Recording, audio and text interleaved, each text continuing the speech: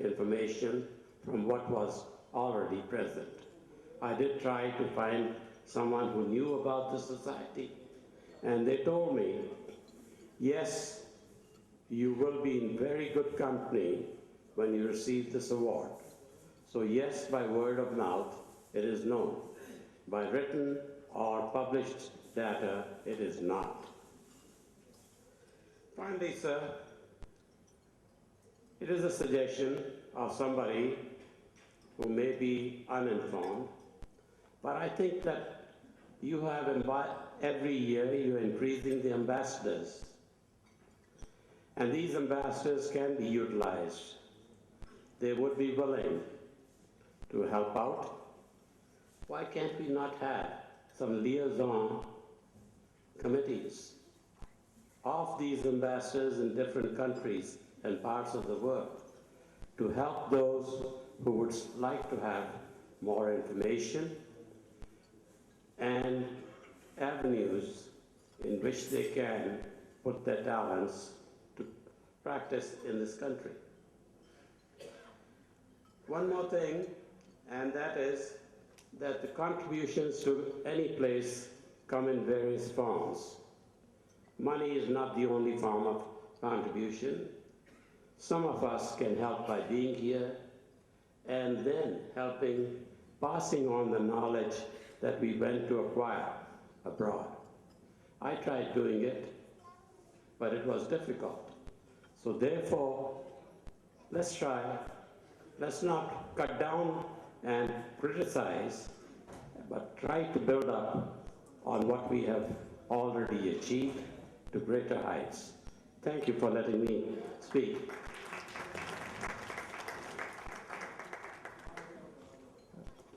Professor Mittal very well said. I belong to your generation, and I can just share with you that yes, these are the opportunities which took us to across the Atlantic and across the oceans to harness our potential, look for opportunities. I, for myself, I'm one amongst 48 graduates who passed out from All India Institute in '63. We are only 4 of us in India. The rest of them left for opportunities abroad. Why I stayed back? Because I was one of the lucky ones to get opportunities in India and could manage a hospital like PGI Chandigarh as his medical superintendent, to build an institute like Shri Institute as founder director. So concerned, yes. We have gone there for opportunities. And I also am an awardee. I had the same questions that you raised. And I was given to understand very clearly that it is not what you have contributed to India, but you have accomplished wherever you are as an Indian. That is what this award is for. And I believe that it is the sentiments of this society which has the same thinking as I'm projecting at this moment. I'm sure that many of us who are here, who are awardees, have accomplished it. No, this is not politics. This is purely what your accomplishments have been. This is what I believe, and I have said more than what I wanted to. And it's very, very positive. Let's share our accomplishments and see what we can do for this country. Thank you very much. Very truly said, Dr. Naklata. It is our sentiment which you get, which brings you here. We want people like you, as he said, you all are accomplished people. You have done wonders abroad. You have made a name for yourself. You have gone there, not by choice. You had to go because many of you did not have the opportunities here. But now you've gone there. The brain drain, as we said, the entire brain was drained from India. But now we are expecting a reverse brain drain from you. We want you people, you have made it well there, to come back to India, to educate Indians, so that one NRI can teach thousands of Indians. We look up to you all, and we are all proud of you, and that is why we call you here, and we appreciate the kind of things which you are doing abroad in whatever way you want. I had both my sons who went to the US to study. They both graduates from the University of Chicago. They also went to London School of Economics. One returned after 4 years, another returned maybe 8 years later. But I'm happy to have both of them back because there are opportunities galore here. And it's when the market started declining in the US. My younger son, whom I had almost lost hope of ever getting back to India, also returned in 2009. And in less than 3 years, 2008, in less than 3 years, he's already on his own and he's a huge company that he's looking after. And he's doing exactly what he was doing in the US. And at the government level also, a lot has changed in the last few years. There is a different climate of investment. Government has become a great facilitator. We're trying to encourage, promote more engagement with the NRI, and you will find a lot of difference. And like my friend Joginder Singh, you said, let's not always compare people's investment capacity in China, because I've been to China numerous times, I know what China means. At the end of it all, we are largest democracy, and the kind of free spirit, kind of liberal economy, kind of progressive economy that we have, then no wonder we've been growing at nearly 8.5%, you know. And our banking system has been very robust, and it's now only 30 years down the line we realize that I'm in countries like the US where the entire financial collapse was there and leading to disaster for years. We realize what sound foundations were laid by people. At that time, of course, people would criticize whatever was the leadership of at that time, that why banks are nationalized, why they are so stringent, why don't they lend the money, well, just the way it is in the West. But then now you realize that we survived, our economy has survived. Despite the worst disaster ever in the last 50 years, we're still growing at, our worst was in the last maybe quarter, when it grew at 6.9%. And our forecast in the next 2 to 3 years is close to 8.5% back again, despite all this. So there is so much happening here in almost all segments of economy. I'm sure many of the children can look forward to returning. But only sad part is, it's very difficult to appeal to the younger generation who've grown up there, who get married there. How do you play on their sentiments to come back and connect with the roots? It's a huge different exercise. You have a young daughter who studied in the US, grown up there till the age of 24, 25. How do you tell her to come back? I would only quote Guru Nanak here. There's a tale I think some of you can understand a little bit of Punjabi. Guru Nanak Sahib is touring, preaching, be good human being. So he went to a village where people threw stones on him and insulted, humiliated him. Besti kiti puita. Then he said to see a vaso. You stay here itself. Then he went to another village where people looked after him, showed respect to him. He says to see Ujjar jao. You should be uprooted. Then his disciple Mardana asked him, why do you say these people should be uprooted? They have looked after you well. He says, achhe log jayenge, so they will spread goodness everywhere. So that way you are the truly ambassadors of India, blessed by Guru Nanak, who said to see Ujjar jao. Ujre nahi, but you have made a new career for yourselves. Thank you, sir. Very well said, sir. Very well said. Mr. Satyasagar. Is he here? Mr. Prabhat Soni. States and selecting my name for Hind Ratan Award. Unlike other people who are practiced here and settled down abroad, I've been working in the United States as a family medicine physician for 6 years. As Dr. Preeti said this morning, it's always harder to settle down younger doctors in the abroad. It's still fresh in my mind, the struggles that I went through. I'm not sure other parts of the hemisphere, but in Saudi, as she mentioned, it's the religion that made the hurdle to get settled down for the doctors.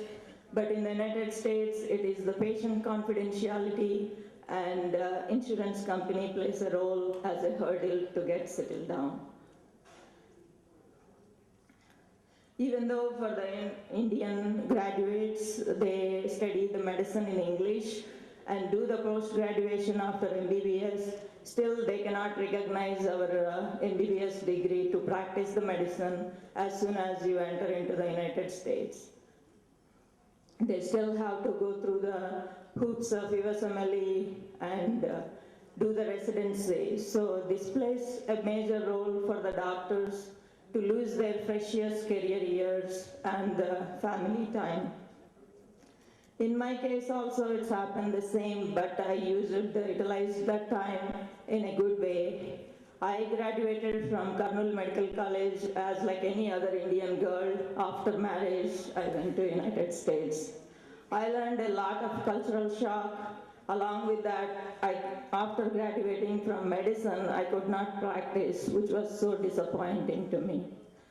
Then I always have an interest to do the research. So I went into the research field to do, it was a very interesting world in the research also, because I'm overqualified in the research because I'm a doctor. They cannot give me any other job like a research associate or an assistant. So finally I got to a postdoc fellow and I wrote my own grant and I did a research in acute lymphoblastic leukemia to find a gene therapy. After that recognition, I got some volunteer work in the hospitals. That was a major learning curve for me, how the medicine different in the India versus the United States.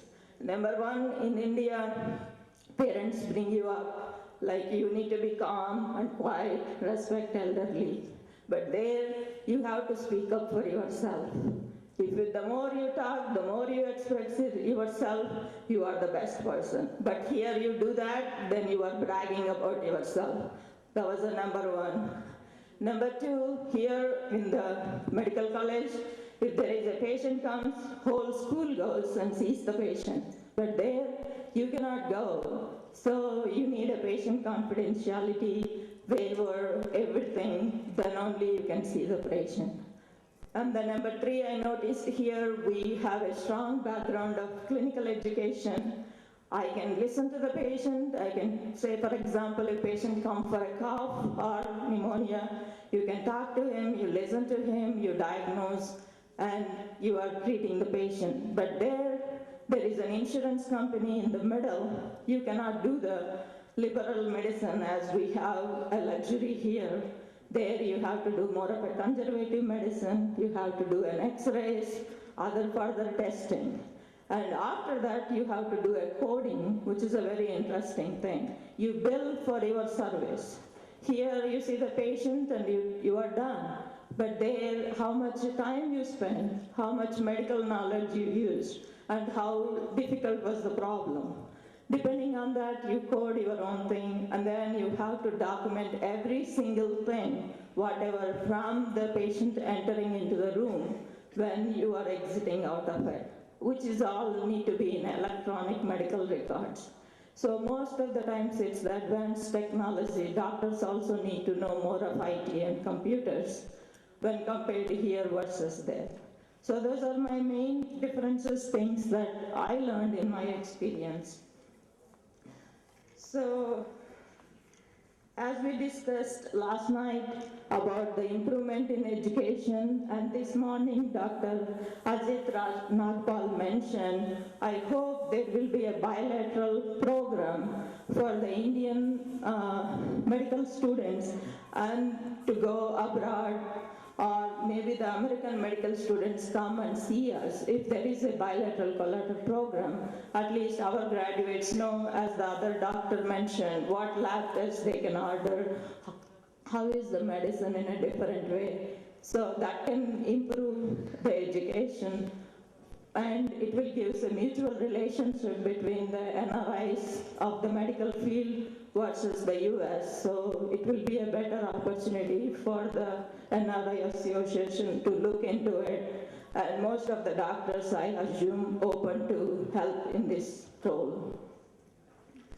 I'm proud being an Indian and working abroad.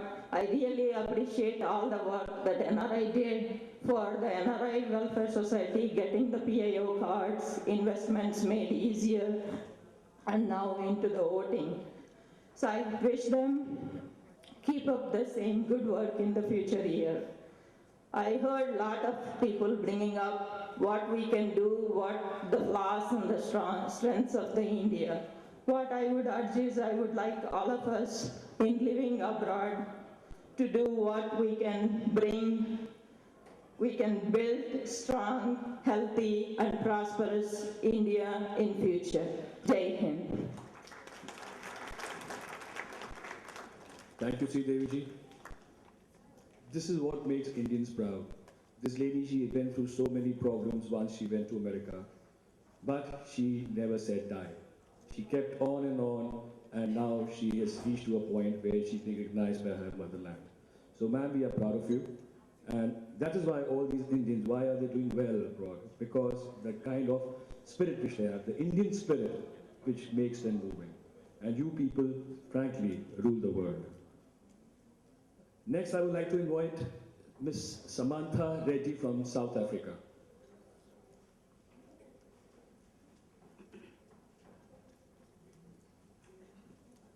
You mentioned, madam, about the difficulties of passing exam. We also have the same in India. Anybody who does MBBS from Russia, he has to pass an examination, and from other countries also, as prescribed by the Medical Council of India. So every country has its own norms. We can't really have grouse against Americans.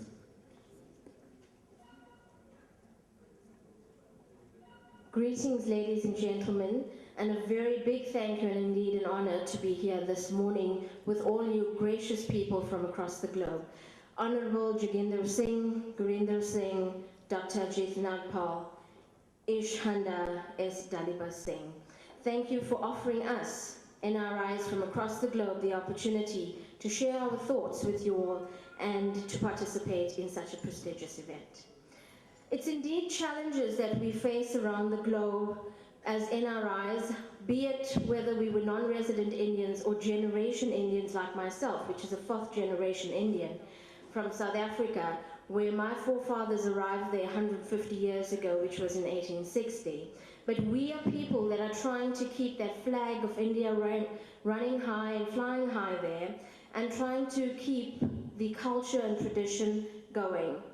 And it's things like Indian culture that falls away by the wayside with the Western influence that we're exposed to all the time. But it's opportunities like this that brings us closer to home and that makes us remember that we can still continue to do what we've been taught and to keep our values and traditions going on. I want to say, dear brothers and sisters here today, that I'm sure in each and every one of our countries, be it in India, be it around the globe, that we all face similar challenges and problems. And one of the things that I'd like to put forward this morning is if we can deal with the root problem, which is education, I think we'd certainly be able to get everything we need to achieve. Because if the root is dealt with, then everything else will be accomplished there. One of the things that I want to propose is we in South Africa have a project called the Techno Girl, where I would like to propose that we consider bringing something like that here in India, where we get corporates and entrepreneurs to support these children. It doesn't have to only be girls, but we've done that for girl kids because they have, in the rural towns there, they don't have the opportunity to be exposed to technology, science, and feels that they don't have the opportunity to explore as a career. Here, if somebody's in, I think you guys call it the 10th standard in India, and what we could do is have corporates take on these children as an exchange program and give them the opportunity to expose to those fields and industries, and then they can decide if that's a career that they would like to participate in or not. And thereafter, they get a stipend for doing a little bit of vacation work. We're not calling it child labor or anything of that. It's during their school-going time that they would have this opportunity for 2 weeks to be exposed to different industries. And if it's something, a field of interest, they can then continue to do that as a career. And then those companies may be able to provide them with scholarships, bursaries, and such opportunities based on their academic performance and merit. So we'd like to propose that. The other thing is, you know, it's things like that where there's knowledge share and empowerment of women. I know India is quite, the men dominate in this country, but I'm sure we'd like to also propose and engage women empowerment issues. And if people like us who've had the opportunity, are pretty independent around the globe, are able to contribute in some or other way here, we'd like to do that. So as NRIs who are part of this NRI Welfare Society can come together and offer such kind of empowerment opportunities for the ladies in this country, be it through recycling opportunities, knowledge share, or whatever it is, to help them improve their cause here in this country, we would have also contributed in a meaningful way. The other thing that I noticed that happens back home is the issue of visas and work permits, where we try to take Indians from India to give them an opportunity in a global environment to be able to work there and offer their expertise and skill. Because of the numbers and the population overload here, they're not able to contribute in such a meaningful way. However, coming to South Africa or to other countries around the globe, given that opportunity, they'll be able to contribute. But because of the work permits and visa issues, it makes it so difficult, and we're not able to offer these people such opportunities. So if that is something we could consider addressing as well, it would really help us being able to give these people such opportunities. And lastly, I'd like to say, in terms of, I think an earlier speaker mentioned having NRI welfare representatives in our countries, it would help us take back things that we've learned at this platform to be able to either execute and implement it, because I believe, a whole lot of talk and no action means absolutely nothing. So if we're not able to take back what we've learned here, or as a group collectively there in our respective countries or even around the globe through social media networking, we're able to contribute back here in India, we can certainly contribute in a very meaningful way. On that note, I want to say I'm extremely thankful to Gurinder Singh and his exceptional team for having considered and acknowledged my contribution to society and arts and culture. I'm humbled by this in conferring me the opportunity and conferring the Hind Ratan Award at such a prestigious event of the 31st International NRI Congress. Thank you, ladies and gentlemen. One thing I would like to tell Samantha ji, education is a very big problem in India, especially child education, girl education. 2 years back, from the same platform, we had appealed to our brother and sister NRIs that you are doing so well, money is no problem for you people, most of you. You can adopt a school in your native village in India. And I'm pleased to tell you that many NRIs came forward, and an example is sitting right on the dais, Mr. E. Shanda. He has adopted 3 schools from his area in India, where free education, free food is given to all the students. And this is an example which he has set forward to other NRIs to come up, because India has lots of problems. The government can't reach everywhere. If you actually want to do some genuine charity, adopt a school. Adopt a school, adopt a girl child.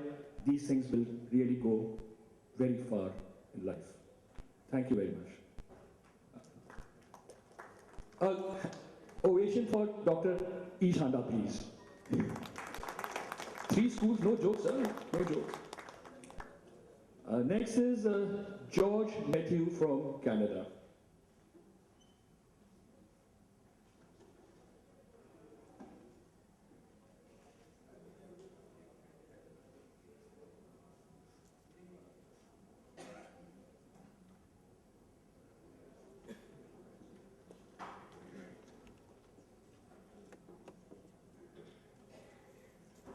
Esteemed dignitaries in the dais, respected fellow NRIs from the different parts of the globe, ladies and gentlemen. I accept with all the humility for having this opportunity to be participant in this conference, and also for the recognition of my efforts and whatever we gained in the life. First of all, I thank God for giving us the opportunity to be successful wherever we were and wherever we are. For 15 years, I spent the time in Saudi Arabia, and from there, from the hottest country to the coldest country, I moved in 1995, and there too, God blessed us, and also with the help of the fellow Indians and also other dear ones, participate in the different community activities, and also to be a small partaker in those activities. And I always consider the best of wherever I had gone and I lived, I always consider the best of India and also the country wherever we were. And we were talking about what all things we can do for India and all those things. First of all, I say that we who preach, we who speak that about the Indianness should do it from the family itself. Regret to say, a lot of families I had seen, they were ashamed to speak. The parents are ashamed to speak in their language, heritage language, or speak high about their country. Whenever in a small meeting or wherever the Indians we gather together, people, whenever they start bashing about India, I always oppose it. I say I am proud of being an Indian, and a lot of things. And from my childhood, I always read the newspapers. My father was a follower of politics, and also I read those newspapers. I remember each stage India has gone through, and I am so proud of the Indian government. All the CAs, with all these problems, I was in the West and I was in the Middle East, I had seen, with all these problems in their back, which country could have succeeded so far? We should be proud of it, and we should convey this to our children. My children, I am very thankful. My girls, they love to come back to India. They are in their professions. One is a doctor and one is a lawyer. They love to come and do, but not the sake of coming. If the opportunity comes there, or if there is need, and they love to come. They visit every year into this part. And also, I leave those things, and I was hearing yesterday and today the different arguments about India and also as the problems. But I would say that opportunities always exist. I remember this way, when I went to Saudi Arabia in 1979, the people there, the friends and everybody gathered, and they told, "Oh, George, you came late. The best of Saudi Arabia is gone. Now you came very late." But I would say, even today who are going there could be successful. Opportunities never cease. Whether it's in Saudi or Canada or US or India, if a willing heart, if there is a willing heart, it will be there. But we need a vision. And one of the visionary who has given me the spirit of doing things, we can make money. There are so many ways to make money. But also make money which is useful for the society also. That is where we have to see. My the owner of the sponsor who has taken me to there, he was always teaching me the lesson. Says that to George, never think about amass wealth and leave to the children. You will either make him lazy or make him a criminal. But equip the children to earn. That I had seen in his life, and that's what I always tell everybody. And sometimes people will say, how you are brought up your children. Say that this is my motto always. Equip them, that's all. But the rest of the things, it is up to them. So these opportunities always there, and wherever in the coming days, let us help. And I could be, as we are hearing the sponsoring the school and everything, maybe a small extent sponsoring orphans or helping the orphanage. God has enabled us to do it, and we would like to continue to do it, and whatever. And when people say, yesterday Mr. Kapil Sibal, I always like to read the messages and they speak. It was wonderful, the progress and the needs of the society and what the government is doing. At the same time, I just to give an example what happened today and yesterday, I got so upset. The Indian way of, our way of doing the things. We came from Canada and we have some few clothes, bags and everything. So yesterday we thought about it, why should we take it in the airlines? Because maybe they'll allow only to one bag for each person. So we called the Blue Dart company and said, look, why not you take it? You say, can I send it through you? Believe me, the way they spoke was making me too much hurdles. Oh, I need Form 16 and Form 18 and all those things and everything. I said, what? I am taking my own personal things from Delhi to Trivandrum, and then I have to go through. I said, okay, I will do it. Can you please email me the form? Said, no, sir, no, that's not our job. You have to go and find out to the sales tax office, go and get it from there. In the end, I decided better not to send it. I will take it with me. This is the problem what I am seeing there is no way of, if I speak the same thing to an agency in Canada, 10 calls will be coming. Sir, what can I do? What is we need the form? Don't worry, sir, I will send the form also with you. So that is the difference I had seen. And in the coming days, over Mr. Delbir Singh and the political leaders and also the authorities could think about it, how to reduce these red tapes to make easy the things. Then we will be very happy to do it. Whenever we think about, exporting, a lot of things I ordered from India to I can say a lot of good changes. I have to accept it. A drastic change I can say. But still, a long distance to go to enable to have the vision of our leaders, to fulfill the vision of our leaders, especially Nehru, Pandit Jawaharlal Nehru ji and all the leaders. And in the coming days, let us all work together. And I just stop, I would like to mention one word about this society. I came to know about this society very lately, but I am very happy and proud that such a society is there to acknowledge and making a forum from different parts of the world to come together and discuss. And in the coming days, I hope it will continue for better. Thank you. Jai Hind.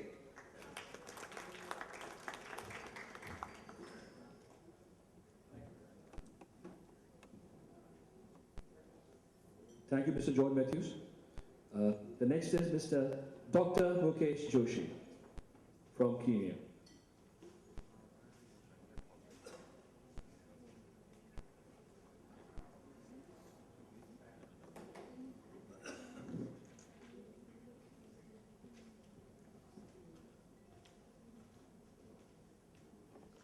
Okay, thank you very much. I was about to show the small PowerPoint presentation. I understand. Battery is not charged. Okay. First of all, I was born in East Africa, and I spent about 4 decades in East Africa, and spent about 16 to 17 years in India. When we left Uganda, East Africa, and I was settled in a small village in Gujarat. I was never felt that I'm an outsider.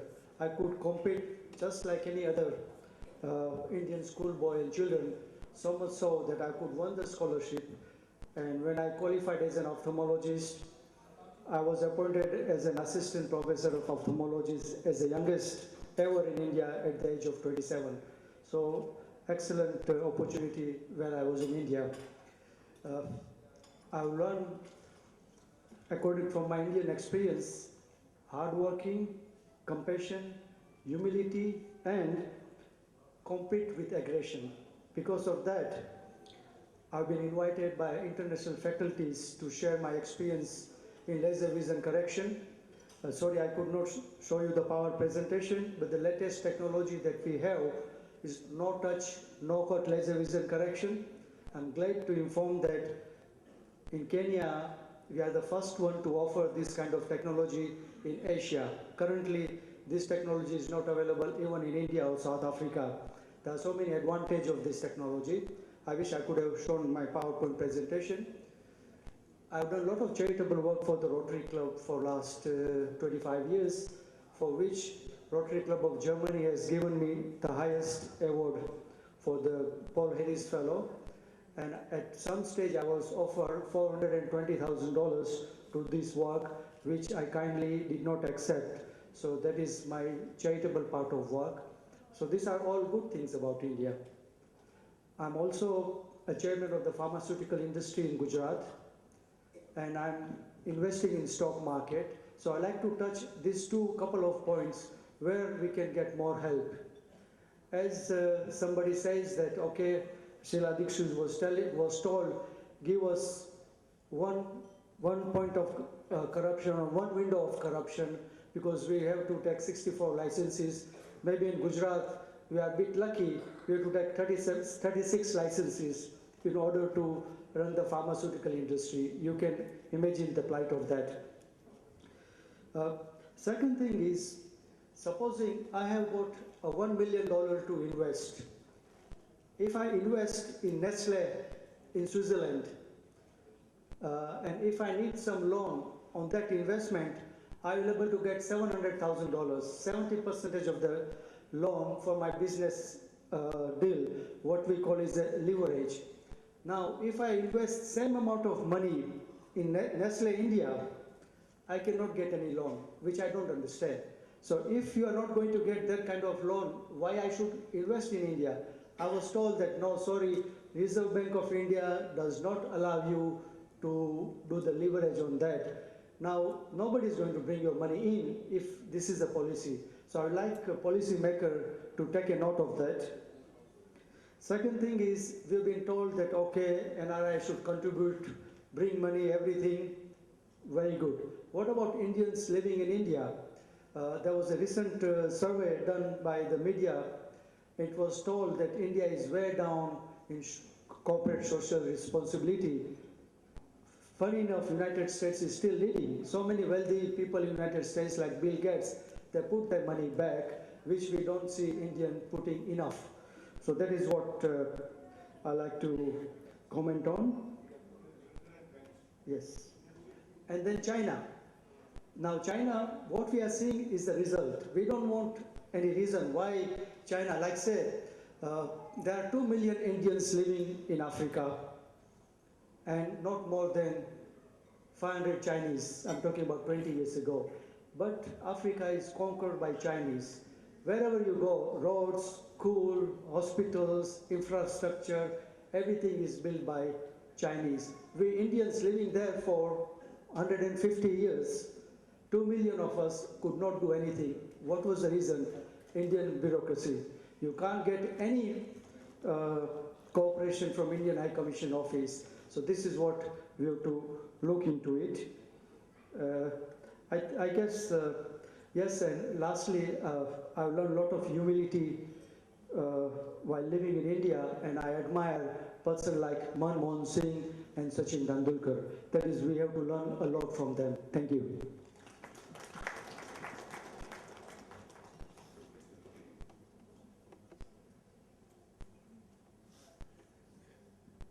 Thank you, Dr. Mukesh Joshi. I think you have touched the raw nerve.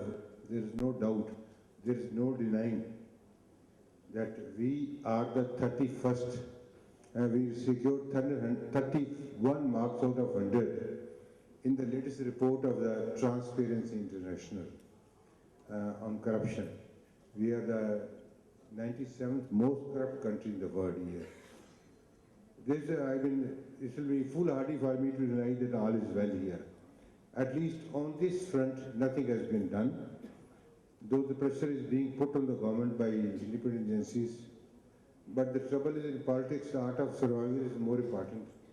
I was going through the latest list of Punjab on criminalization of politicians who have been given party tickets. There is difference of, I think, only marginal difference between 1 and 2. Between Congress, Akalis, BJP, and others also. I was asking a politician, why do you give tickets to these criminals? Because the parliament itself, as per the report of NGO, there are 153 MPs against whom cases are pending in the court as per their affidavit they filed before the contesting election. I suppose there is something drastically wrong with our people. I won't find fault with the government. It is we who sent these people. And we talk about casteism, religion. I was just seeing the news item that even Obama has said that those companies who take jobs out of USA should not be rewarded, only those who bring back jobs should be given. So this clannishness, call it country-wise clannishness, call it Hindu, Muslim, Sikhs, Yadavs, SC, ST clannishness is there all over the world. We have to live with that. That he is our man, the other man is not our man here. Yes, this point is well taken. I will write. There's the only thing we can do. I'm also on TV today in business. I'll mention this also about the frauds. That's why I didn't say so many words.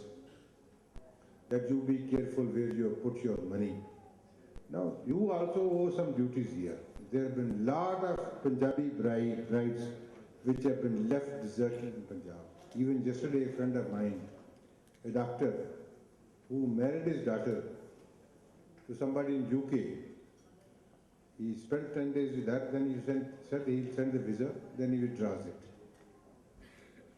So I think you also need to treat the Indians fairly. It is not only one-sided here that government should do for you also. I know this is you will say this job of the government of the area. It's for the government to do it, but you can always build a social pressure. I was seeing a news item.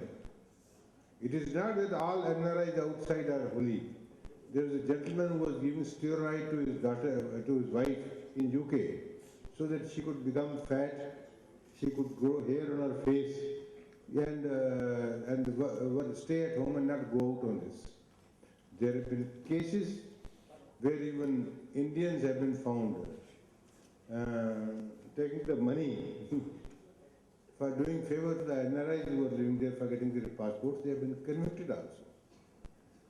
So it is not that all is well, but it is a combined effort. We admit that India has a lot of journey to do it here, but despite all that, it is done, I won't say reasonably well, but it's done not as well as we would all like it to be.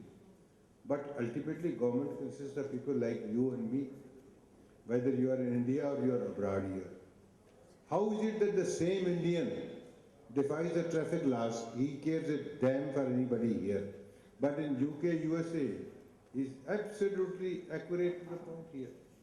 So when you leave here, you should also talk to the people. Okay, look, this is what is happening here, why don't you do it also? You know, there is a Punjabi saying, he says, Bhagat Singh should be born. Bhagat Singh paida hue par gondi de karte hue. He should be born in the neighbor's house, not in my house, because he will be hanged to death. So it's a combined effort. As I said, Guru Nanak said here, that you are the chosen one who has been sent abroad to send the good name. When you come back, please do spread some other goodness here. I am sorry, I already told Sir Gurinder Singh that I have another program. Came this morning only, so you will have to excuse me. So, but I thought that the word of caution is required on both sides here. I will ultimately say here, be loyal to the country where you are living. It must get to 100% loyalty in India. India will always be there for you. Let them not feel that you are anti-particular country which is giving you livelihood, where you are spreading. Make a name for yourself. And I can tell you, there is no substitute for excellence. It is I had a class fellow of mine, it can be a repetition, because you have a reputation of working very hard. I appeared for the Indian Police Services examination. I was selected in the first attempt. So this chap was, he said, I don't want to join any government service. There is nothing in this.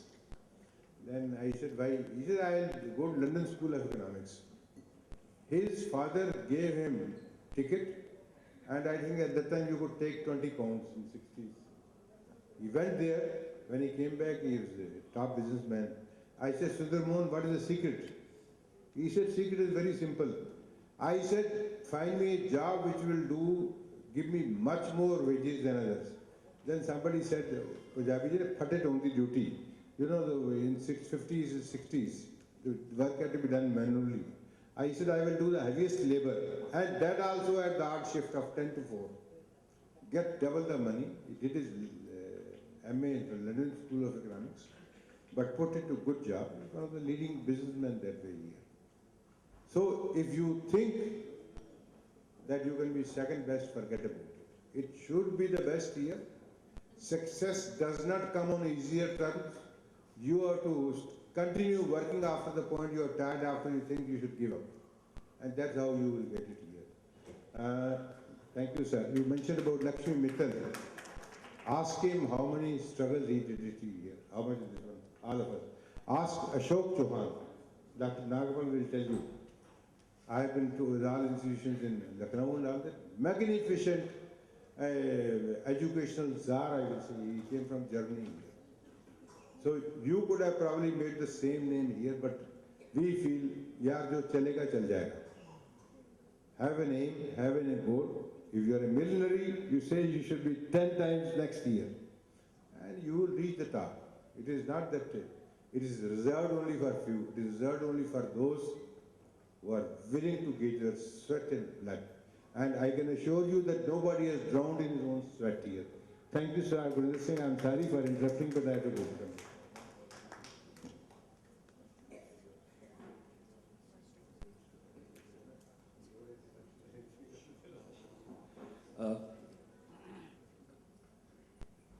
Mr. Dafen Feyor Marusano, Professor of Neurology from Romania. We just have 3 more speakers, and after that we have a brief presentation from the Imperia people who I believe have some special properties to offer for the NRIs. Mr. Morrison. Thank you very much. Distinguished Chairman, dear guests, ladies and gentlemen. You may ask yourself why a non-NRI person is here. And this could be a legitimate question. I'm going to tell you that I am here as a professor of neurology. I'm the dean and I have been the vice dean of my faculty in the University of Medicine and Pharmacy in Cluj. And I'm holding the position of the secretary of the Medical Academy in Romania. So I'm here for a few very good reasons. First of all, because I have an outstanding collaboration with Professor Hari Shankar Sharma from Uppsala University in Sweden, and for the very simple fact that I love India. And I have another reason. Romanian-Indian cooperation is traditional and it's long-lasting.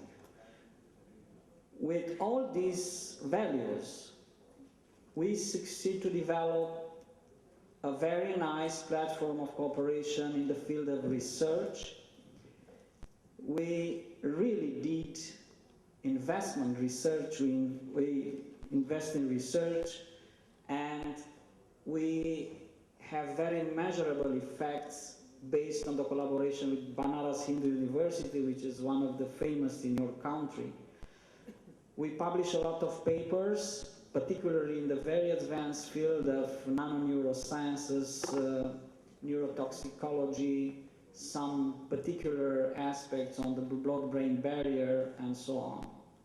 And recently, we started a very prestigious cooperation with Amity University, and I had several meetings with Dr. Chan, which is an outstanding personality, and it's worth to mention how much he did basically for India and for our development. So we are very happy in this important trilateral cooperation between India, Sweden, and Romania.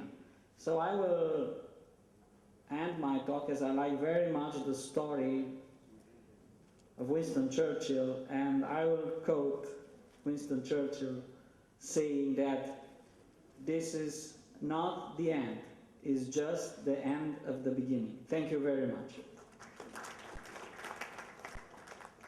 Thank you, Professor Morrisino. Mr. Satyasagar Morissetti from USA.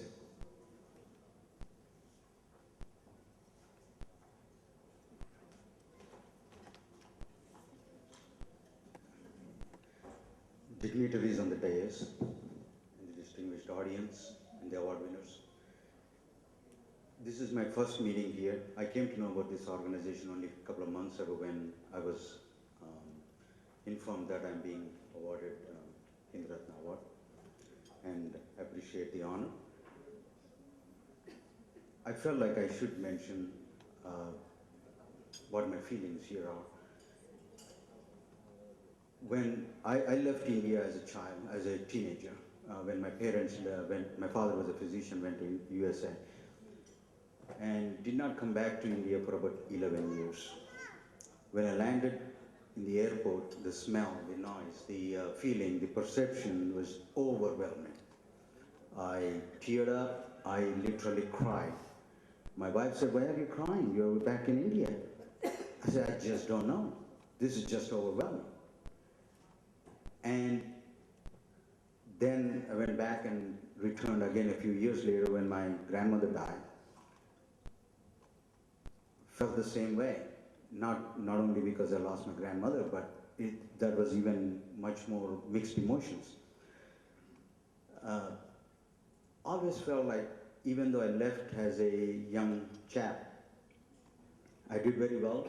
I'm well established. I have wife, kids, house, cars, good career. I'm a physician there. I'm a medical director. I have employees. Everything was going good.